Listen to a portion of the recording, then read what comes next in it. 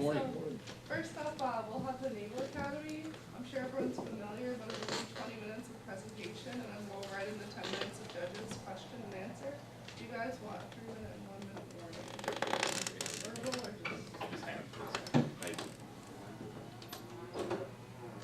Does anyone have any questions before we start? All right, whenever you guys are ready. Good morning. My name is Adam Beetham. I'm Jonathan Corbett. I'm John Giat. And we're the United States Naval Academy.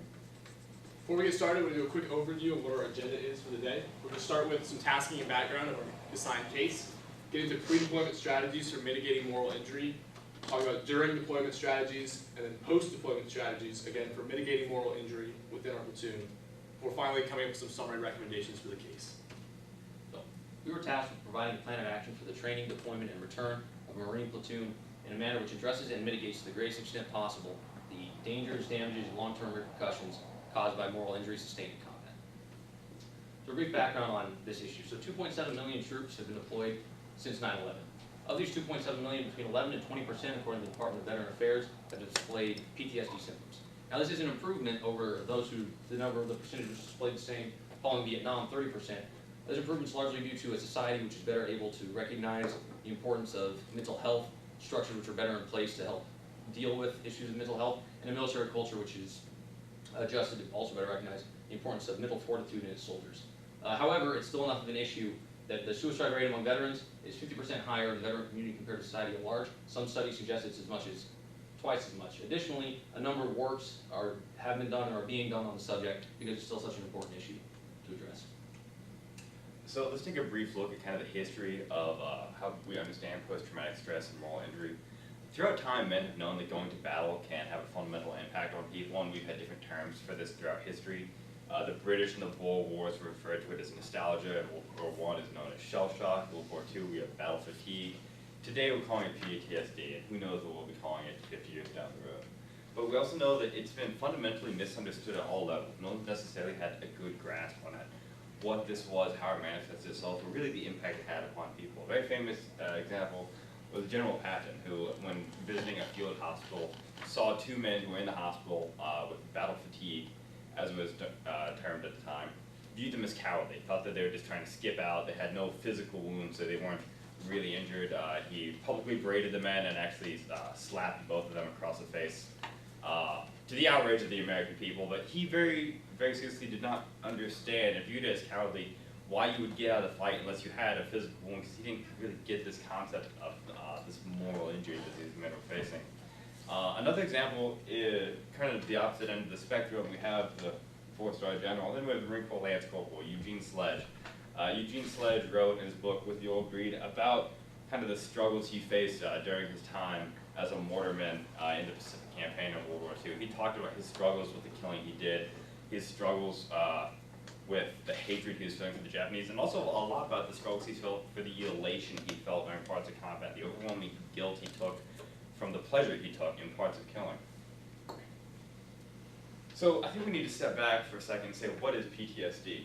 Now, PTSD, or post-traumatic stress disorder, is the brain's reaction to trauma. Now, some people will hear that, oh, it's all in your head. Yes, that's the point, it's in your head. This is a physiological process of what happens in your head after this trauma. We can see how the brain waves in a person who has gone through traumatic experiences actually manifest themselves differently than in a person who has not undergone such trials. It very literally alters the very chemistry of our body. When you have this PTSD, it does manifest itself mainly in 4 ways. It's through recurrent recollections of the event, very distressing dreams, feeling of the traumatic event recurring. You'll have people who are very seriously having the chemical response for fight or flight just happening at random times, feeling that intense panic, that rage, that need to move, to run, to fight, when there's no threat, when there's no reason to have that going on. That can be very distressing to someone's life. And then there's that intense distress at trigger moments. The one that everyone's always aware of is when you see artillery officers with fireworks. You can hear that sound, and it just brings back recollections and memories that can be very difficult to deal with. So how's this tied to moral injury? Well, if you've ever read After War by Dr. Nancy Sherman, she really talks about how people feel an intense guilt when people take ties that are considered outside the norm of human behavior. And it's really outside the perceived norm, whatever that individual perceives the norm to be. We also find that this manifestation of guilt often does represent itself as PTSD. Soldiers who report feelings of guilt for the actions they took while in combat were far more likely to have PTSD symptoms and to struggle, especially in the later years, with the actions they took through PTSD. So it's not to say that PTSD and moral injury are the same. They're two distinct entities, but it is to say that they are intrinsically linked with one another. So if we have an idea of what these moral limitations are, what are really their effects on combat? If we go back to Lieutenant Colonel Dave Grossman out of West Point, he wrote about resistance. And this is the idea that humans have a natural aversion to killing other humans. This manifests itself a lot in intentional misses. We have examples from the modern day wars in Iraq, all the way back to archers of Alexander in Afghanistan, of people who purposely fire their weapon but try not to hit the enemy because they can't bring themselves to kill people. Now, General S.L.A. Marshall actually did some admittedly controversial studies about what he saw as perceived fire rates, because he thought that fire rates that were coming out of armies didn't match what they should have been. And he found that overall, only about 15 to 20% of men in the Civil War were firing their weapon at the enemy. Other men may have been firing their weapon, but wasn't at the enemy. Many men also have reported that they didn't shoot. They were reloading guns for other people. They were carrying supplies to other people. They were helping the front, but they couldn't bring themselves to actually try to get into the shooting, the fighting themselves. Even with World War II and the advancement of more long-range weaponry, the advancement of more kind of automatic fire systems, things that historically have been able to increase rates of kind of buy-in for combat movements. The high-end estimate is still only 25%, which leaves us with 3/4 of our fighting force not fighting. And we can look at the psychological trauma. In many cases, the psychological casualty rates were higher than the physical casualty rates. In World War II, grand total 504,000, over 500,000 men were drawn out of the fight with battle fatigue. This is 500,000 men who can no longer contribute to the campaign. And it's really important because if we look at kind of a stewardship aspect to this, we need to take care of our men. We need to assure that if we're sending them into these situations, they can handle it to the best extent possible. And if we have a severely depleted fighting force, or if we have 3/4 of our men who are being put into combat situations without the necessary skill set that they need to be able to fight back, we're not doing everything we can to ensure their protection and ensure the highest rate of perceived survivability that we can get them. So given that killing is a necessity in our profession of arms, we know that we have to help mitigate this moral injury for our platoon in this situation to the best extent possible, both to protect that combat effectiveness and also to take care of the stewardship we have for our men in combat, to make sure that we're protecting their individual mental and moral health in combat. And the way we have to do that is it starts in pre-deployment phase. There's two strategies for overcoming that resistance to killing. One of the most historically well-known ones, as pointed out by Lieutenant Colonel David Grossman, is dehumanization. That's viewing the enemy as subhuman, making combat akin to hunting. Chris Kyle, the American sniper, very famously said that sniping over in Iraq was to him the equivalent of hunting back home. It was something he almost took pleasure in doing. And this has been used throughout history, the strategy of dehumanization. We see this through nicknames given to the enemy, through Krauts, Japs, Charlie, etc. You can imagine far worse slurs used in combat. And it's especially evident in racially diverse conflicts, where there are religious or nationality differences that are especially obvious, because it makes it easier to view the enemy as other and to view them as subhuman because of that. It's effective. It does help mitigate moral injury. The problem with this strategy is that it's morally reprehensible. Plain and simple, it's just wrong. Every ethical theory that we have, especially deontology, says that we have to treat humans with dignity and respect. All humans, even if they're our enemy. And the way we have to do that is not through dehumanization. There's a better path forward, through desensitization. Desensitization is allowing killing based on muscle memory and reflexive instinct by automating the process. We're teaching our soldiers, our Marines, not hatred, we're teaching reactions. Target up, target down. See the threat, neutralize the threat, and move forward. At no point in time should we have our enemy viewed as subhuman. We have to emphasize desensitization as the method for overcoming this resistance to kill. And above all, community and a purpose, a noble purpose in combat, is essential to mitigating this moral injury and to providing this desensitization with a higher moral purpose. This has to occur through training. This is all part of the pre-deployment phase. It starts with intense physical training. That's why we have basic training, that's why we have boot camp, and that's why in our pre-deployment workup we're going to emphasize intense physical training to help get our combat troops ready for combat. This means daily running, rucking, calisthenics, obstacle courses, and we want it to be highly strenuous. We don't expect 100% pass rate. We understand that not everyone is going to be able to make it through these training evolutions, and we don't think that's a bad thing. If someone is not capable of handling the stresses of training, they're not going to be capable of handling the stresses of combat. And we need to make sure that's in place, not only to protect our combat effectiveness, but also going back to that stewardship, we don't want to send an individual into combat who has not been properly trained and screened to withstand the stresses of that combat. Now, not every exercise in this physical training is going to directly relate to killing or directly relate to combat, such as running. That's not the same thing as pulling the trigger to kill the enemy. But what that does do is it builds brotherhood through shared strife. The more intense physical training that a unit goes through together, it's proven that that builds camaraderie and it builds that sense of community that is absolutely essential to mitigating moral injury. So that's another aspect of this intense physical training. And then lastly, of course, we want to train the reflexive instinct of learning to kill the enemy. That is a fact of our profession, and it's a fact that we have to bring our soldiers and our Marines ready to cope with. That means we have realistic training, we have pop-up body targets, we have kill houses, we have training that simulates combat to the best extent that we can, so that when they get into those situations, their actions aren't fueled by hatred or by emotion or by fear, but rather they're fueled by their training instinct. They can accomplish the mission, and they can get the job done while mitigating that risk of moral injury. Vernacular is hugely important in this step, right? We don't want to talk about killing some racial slur. We want to talk about neutralizing threats, engaging targets, overcoming the adversary, and moving forward.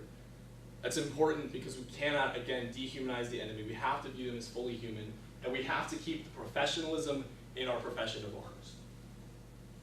So once we get out of training, once we're actually in combat during deployment, it's all about mitigating damages. Just as we can never eliminate the risk of combat casualties, such as being shot or being killed, we can also never eliminate the threat of moral injury. So we have to understand it's never going to be completely gone, but we can mitigate it. The first way we do that is by preventing atrocity, combating dehumanization by deterring the use of slurs, respecting the enemy, and expressing purpose and understanding at every step of the way, making sure our men know why they're there and that there is a noble purpose to what they're doing. Respecting the enemy is absolutely important. There's a classic example aboard the USS Missouri when a kamikaze pilot flew into the ship and the kamikaze fighter was killed. No one else was. The sailors on board that US ship took that Japanese pilot, hand-sewed a Japanese flag for his coffin, and gave him a burial at sea. That is respecting the enemy. That is how you keep viewing your enemy as human and keep that morality in combat, and that's what will help combat dehumanization. Lastly, we have to safeguard our men. We have to provide that ethical leadership that is so desperately needed in combat. That starts at the ground level with NCOs checking up on men post-action. They have to be there making sure everyone is good to go, that they understand what happened and they're able to process it. And it also means that we ourselves, as the platoon commander, have to provide some sort of moral leadership. Major Winters from Band of Brothers is famously known for this. His men trusted him. They knew he would lead them to do the right thing in combat, so they could follow him into combat knowing that he was going to make the right decisions, that they could execute, kill the enemy, and know that they were doing it for the right reasons. So now we move to the post-deployment phase. We've talked about preparing our troops, leading our troops during combat, and we talk about taking care of our troops after combat.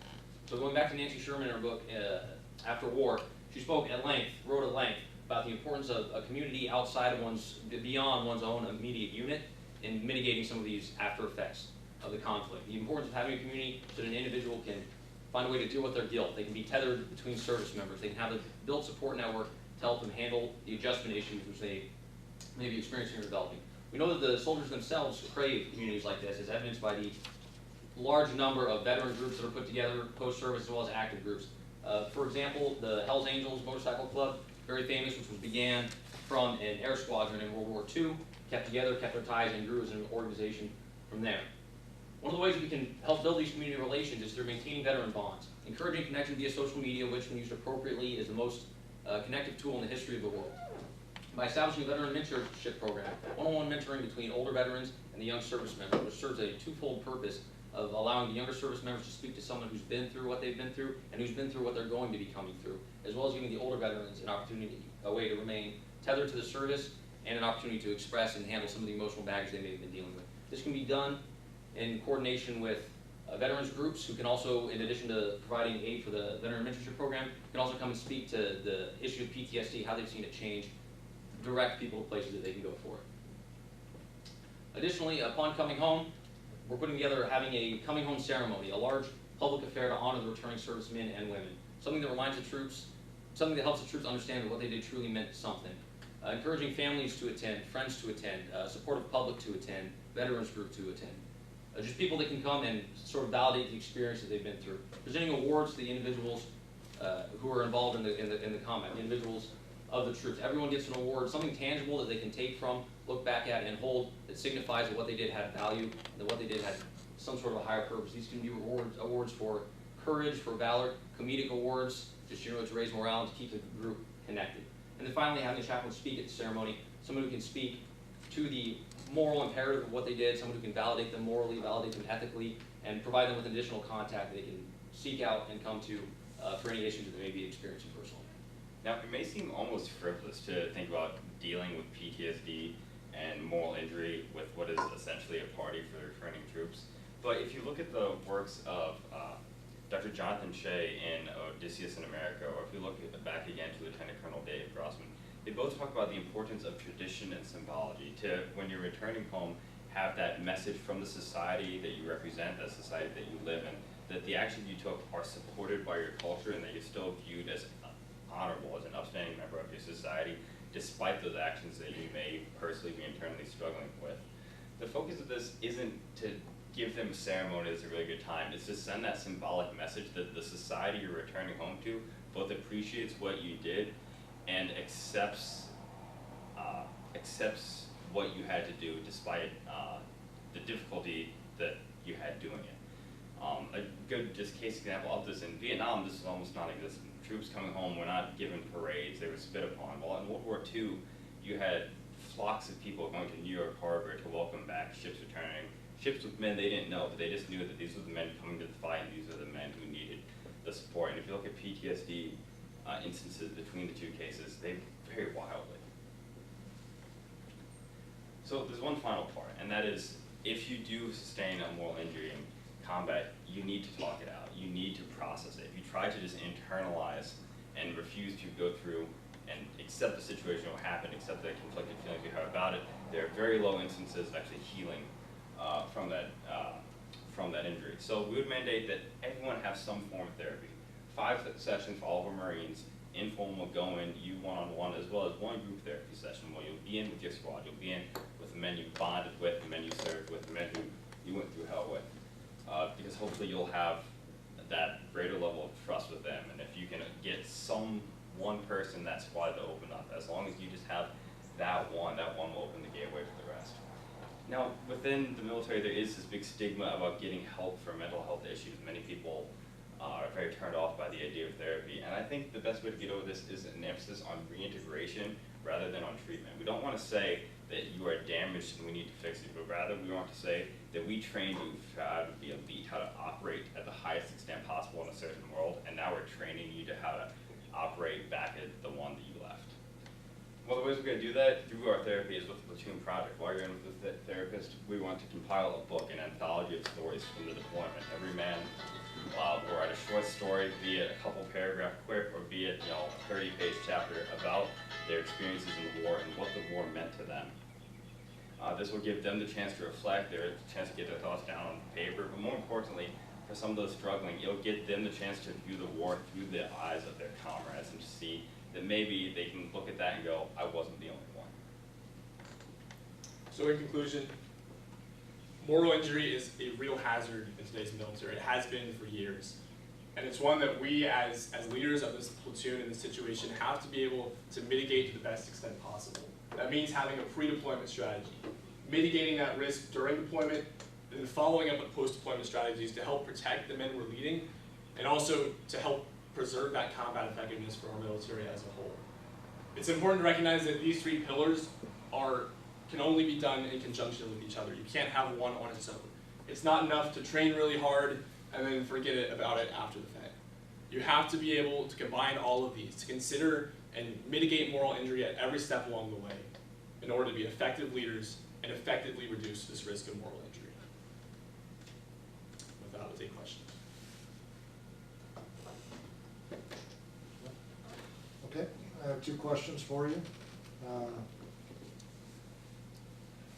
One starts with a quote, and then I'll follow the questions. And it's from Hippocrates of Ephesus, about 140 BC. Out of every 100 men, 10 shouldn't even be there.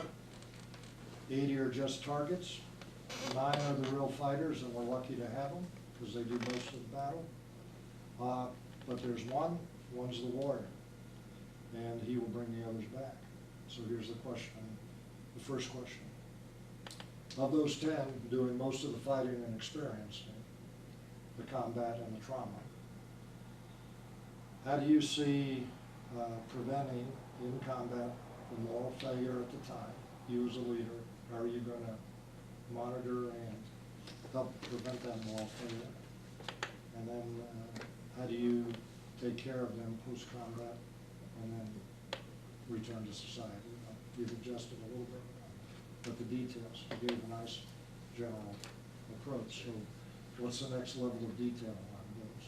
And the second question is, what's the relationship of sleep to moral resiliency and your obligation as a commander and leader to manage the individual and unit sleep patterns? Sure, so we'll address the first question first about how we can protect those 10 soldiers who are doing the most of the fighting in combat, how to reduce moral injury during combat, and of course, like you mentioned, after combat. And the first way we have to do that, again, is to focus them on that purpose. That's the biggest thing we can do in combat, is to keep that purpose for why we're there at the forefront of everyone's mind. If you think of instances like My Lai, the My Lai massacre during Vietnam, if there had been a leader in that situation who saw the larger purpose, why we were there, and that the fact that the My Lai massacre only damaged our efforts over in Vietnam, we could have mitigated and eliminated that atrocity. So purpose has to be there from the very start and has to be maintained all along the way. And the best person to do that is the leader. They have to be able to have that vision and make sure everyone understands that vision throughout and be willing to enforce that vision. In terms of sleep, I actually think that's a very interesting question. I'm glad you asked it, especially I'm personally going surface warfare, so it's something that my community doesn't value at all. But studies do show that willpower and decision making is kind of a fixed amount. You have a certain amount of willpower you can use a day, and you can train it so that you can have more, but it is a depletable resource, and that lack of sleep actually does deplete it. So you're absolutely correct. If people aren't getting the sleep, if people aren't taking care of themselves physically, then they're not going to have necessarily the mental reservations to make the decisions they need to when push comes to shove. Now, we can't necessarily mandate that everyone's going to have 8 hours of sleep every night in a combat zone. That's simply not realistic. But we can say that during those situations, when we do have time, when we're not, forward deployed in the fight, but when we're, back on base and having a little bit of R&R, take care of them and make sure they're getting their sleep, make sure they're eating, make sure they're showering, getting them into that healthy physical state so that the body is supporting the mind throughout the process. Okay, that's nice general. How would you do that? So if I can speak to it just briefly Yeah, regarding. you gave that you identified there's an obligation to sleep manage. Okay, so how are you going to do that? So I can speak to that briefly, sir. So there are some, just an example from the Naval Service, there are some ships that have standing orders regarding individuals before they take on a watch status, that they have to be able to verify with someone else that they went to bed at X time and they rose at X time. Usually it's 8 hours or 7 hours depending on the situation, and those can be adjusted accordingly and in the moment by the individual in charge, but it is possible to establish standing orders regarding it. It's possible to have the individuals watching each other as well as the leader watching each other, and as the leader holds responsibility to be aware of, obviously, General Manning, who's been standing the watches, who's been doing X, Y, or Z, and they're really obligated to have an understanding of who is currently capable based on the structure of it, to step up and handle that, who needs to be pulled back and given some way to rest or recuperate, anything that can help them relax in some sort of way. So, and it all, like, with the giving of purpose, it all happens from the leader level down to the lower level. freely admit this was an aspect we hadn't really considered as a part of this case. It's very interesting. I wish we had. And I would personally hesitate to make any declarative statements universally, but I don't think it would be unreasonable to say that you can almost follow a model similar to how pilots do it, or at least when we're back on the base, mandate everyone get there to sleep at night. I'll summarize what you just said. Intrusive directive leadership. Not setting an 8-hour if you get, the opportunity. What you just said is you're going to ensure that they actually execute. And making the effort to the best of the situations it currently allows. You're going to ensure that they actually execute. To the best of our ability, yes, sir. Yes, sir. Okay, thanks.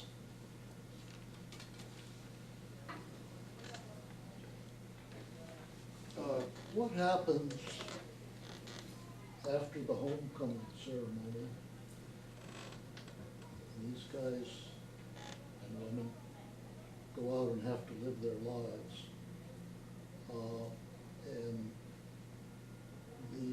they're suffering from moral injury because of a betrayal by someone in a person in a position of authority, betrayal that individual leader may not have done the right thing, and that the soldier's moral horizon has now shrunk and his character has changed. And now he's having feelings of guilt and shame and betrayal, and he has to go out and live his life. You had a nice homecoming ceremony. Now you said individual and group therapy, but it's been pretty much shown that psychiatrists can work with people like this. That may or may not be effective, and the most effective way that a veteran has of being able to talk is to talk to other veterans, right? But the issue, the problem you run into is that with the warrior ethos and the men don't cry